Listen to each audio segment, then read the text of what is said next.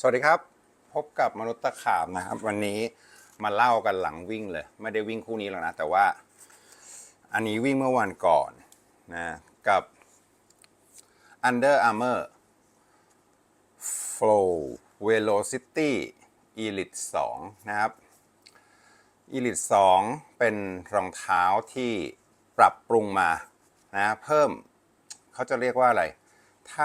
าพูดกันจริงๆก็คือเน้นให้ถึงระดับของซุปเปอร์ชูเต็มสักทีหนึ่งนะอันเนี้ย 39.5 มิลลิเมตรนะครับกับ 37.5 มิลลิเมตรสูงกว่ารุ่นเดิมที่ 36 มิลลิเมตรอยู่ 3 มิลครึ่งนะฮะรู้สึกชัดเจนเลยว่ารองเท้าหนาขึ้นนะบางท่านอาจจะสงสัยว่าเอ้ยทำไมดรอปน้อยแล้วมันจะวิ่งไปไหมลองดูอีกทีหนึ่งนะนี่เลยโฟมไบโอพีแบ็กชั้นบนเนี่ยให้ความนุ่มนวลนะนุ่มเท้าไม่กระด้างแล้วก็แต่ได้ความไม่ยวบนะครับมีความไม่ยวบนะตอบสนองค่อนข้างไวเลยบางทีบางรุ่นเนี่ยมันเหยียบลงไปแล้วมันจะรู้สึกว่าแบบเขาเรียกว่าอะไรมันจะยุบมีการยุบแล้วคืนนะมันจะช้าตอบสนองไม่ทันใจในการเร่งนะครับส่วนโฟมซูเปอร์คริติคอลด้านล่างเนี่ยให้ความรู้สึกที่ดีมากนะถึงมันจะเป็นอันเนี้ยบางคนอาจจะเห็นว่ามันถึงมันจะเป็นแบบเขาเรียกว่าอะไรไม่มีเอาโซเนี่ยแต่มันกลายเป็นว่ามันให้ความรู้สึกเป็นอันหนึ่งอันเดียวนะแล้วก็ไม่รู้สึกแปลกแยกบอกไม่ถูกคือเวลาเหยียบลงไปเนี่ยมันรู้สึกถึงพื้นนะไม่ใช่เท้าสัมผัสพื้นนะแต่รู้สึกว่าเราเหยียบอะไรนะครับรู้ตัวตลอดนะช่วงแรกในการวิ่งเนี่ยประมาณ1ไมล์หรือ1กิโลเศษแรกเนี่ยรองเท้าจะค่อนข้างแน่นนิดนึงนะเนื่องด้วยแผ่นเทอร์โมเซตของเขาเนี่ยทำมาค่อนข้างแข็งขึ้นกว่าเดิมชัดเจนนะมีแรงดีดมากขึ้นกว่าเดิมเพราะฉะนั้นพอมันแข็งขึ้นเนี่ยมันจะรู้สึกกระด้างในช่วงแรกๆนิดแล้วแผ่นเขาอยู่บริเวณด้านล่างนะอยู่ใกล้พื้นเวลาวางเท้าเนี่ยอาจจะรู้สึกกระด้างช่วงแรกๆนะกิโล2กิโลแรกว่างั้นเถอะมันกระด้างนิดแต่พอเลย2กิโลไปโฟมเข้าที่นะตอนแรกโฟมก็จะแน่นนิดด้วยโฟมซูเปอร์คริติคอลเนี่ยแน่นนิดพอเข้าที่ปุ๊บมันจะยุบนิดเดียวแล้วก็มีความรู้สึกว่าหัวเป็นรองเท้าที่หัวหักแห่งปีเลยก็ว่าได้นะผมเจอรองเท้าหัวหักหัวทิ่มเนี่ยไม่กี่คู่นะหนึ่งในนั้นก็คือปารีสเอ็ดปารีสเนี่ยมันจะทิ่มลงแบบนี้อันนี้ก็ออกอาการเดียวกันเลยกับเอ็ดปารีสคือวางเท้าพอผมวางส้นมาถึงหน้าเท้าแล้วมาถึงบริเวณนี้มันจะรู้สึกรองเท้าแบบนี้ผมเจออีกคู่หนึ่งก็คือกลายรายนะฮะนอกจากเอ็ดปารีสแล้วมีความหน้าทิ่มมากๆกลิ้งมากๆอันนี้ต้องเรียกว่ากลิ้งจริงๆนะไม่ใช่รองเท้าไหลอย่างเดียวนะเป็นรองเท้าที่แบบกลิ้งหัวทิ่มเลยทั้งไหลทั้งกลิ้งนะก็เรียกว่าอะไร propulsion น่ะมันแบบมันเจ๋งอะผมไม่น่าเชื่อนะว่ากับรองเท้าดรอปน้อยขนาดนี้มันจะกลิ้งหัวทิ่มหัวตามขนาดนี้การตอบสนองการส่งแรงจากส้นไปถึงหน้าเนี่ยโคตรจะไวนะแบบฟึบไปอย่างนี้แล้วก็แบบคือต่อเนื่องไหลปรื๊ดส่งสุดเท้าลองดูรอยก็ได้วันนี้ให้ดูกันเร็วๆเลยยังไม่ได้ล้างรองเท้านะพอดีไม่ค่อยว่างก็เนี่ยลองดูแล้วกันว่าแบบรอยส่งเท้าสุดทางขนาดไหนนะฮะโฟม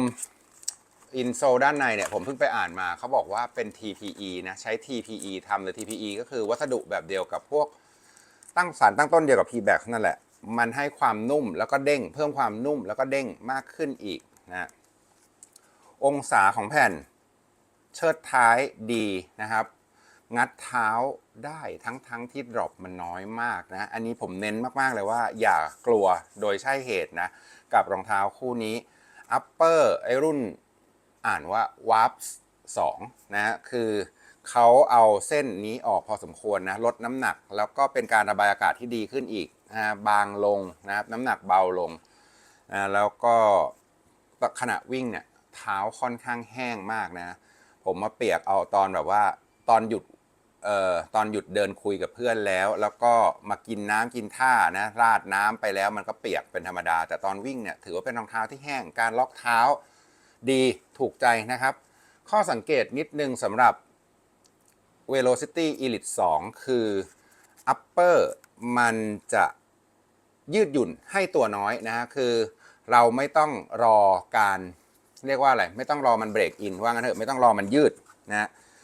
ใส่ตอนแรกรัดให้พอดีนะครับไม่ต้องกระชับจ๋าเผื่อมันยืดเผื่อมันย้วยให้ตัวนะฮะถ้ารัดแน่นเกินอาจจะอึดอัดได้นะครับคืออัปเปอร์เขาเนี่ยล็อกเท้าดีมากๆนะไอ้เส้นเนี่ย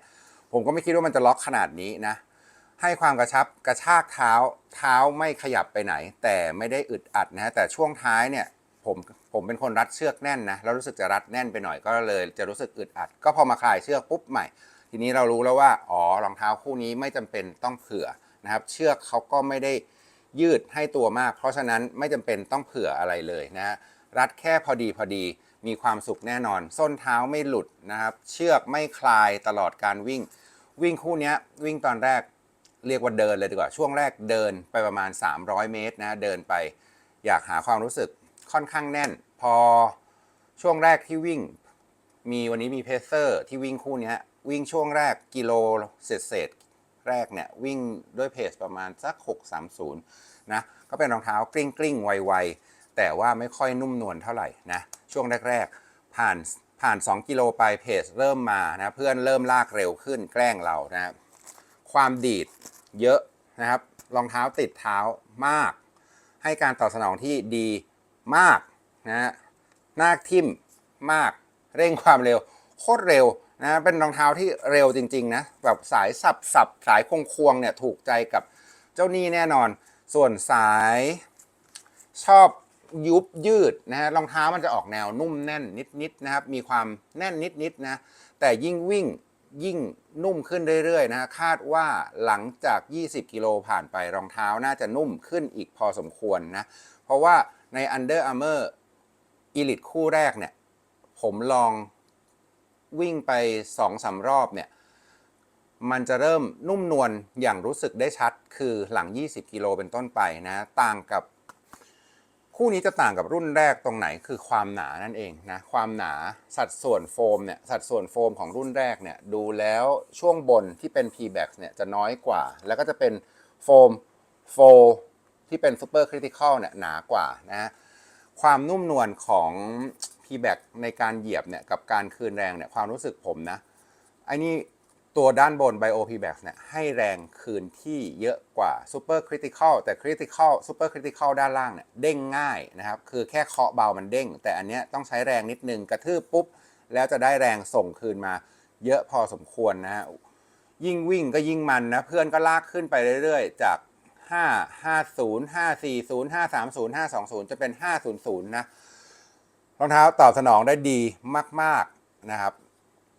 ไม่มีอาการรอไม่มีอาการอะไรทั้งสิ้นถามว่าตึงไหมแบบรองเท้าซีโร่ดรอปไหมไม่มีอาการรู้สึกนะหรือผมด้านก็ไม่ทราบไม่มีความรู้สึกนะวิ่งซีโร่ดรอปเนี่ยบางคู่ผมยังมีความรู้สึกบ้างนะฮะถ้าเป็นซีโร่ดรอปที่หน้าไม่ยกเนี่ยแต่ถ้าเป็นซีโร่ดรอปที่หน้ายกเนี่ยผมก็ไม่รู้สึกตึงเท้าแต่อย่างใดคู่นี้เป็นสีใหม่นะกรีนไวท์แล้วก็จะวางขายหน้าร้านนะครับทั้งเซ็นทรัลเวิลด์นะสยามเซ็นเตอร์แล้วก็เซ็นทรัลภูเก็ตนะฮะปกติคือรุ่นนี้จะขายเฉพาะในออนไลน์นะอันนี้เขาเปิดแบบใหม่นะเปิดช่องทางการขายแบบใหม่ให้ทุกคนไปลองที่ร้านได้ว่ามันเจ๋งโอเคไหมแล้วก็ไซส์เป็นยังไงอีกเรื่องหนึ่งคือไซส์มันพอดีนะครับไม่ต้องเผื่อแบบ Under Armour ทั่วไปนะราคา 6,990 บาทถามว่าคุ้มไหมกับรองเท้าราคา250 เหรียญลองกดเครื่องคิดเลขดูง่ายๆนะว่าจริงๆมันราคาเท่าไหร่เขาตั้งราคามาได้น่ารักพอสมควรเลยทีเดียวนะครับกับ Under Armour Velocity Elite 2นะแล้วก็วิ่งแล้วประทับใจเลยทีเดียว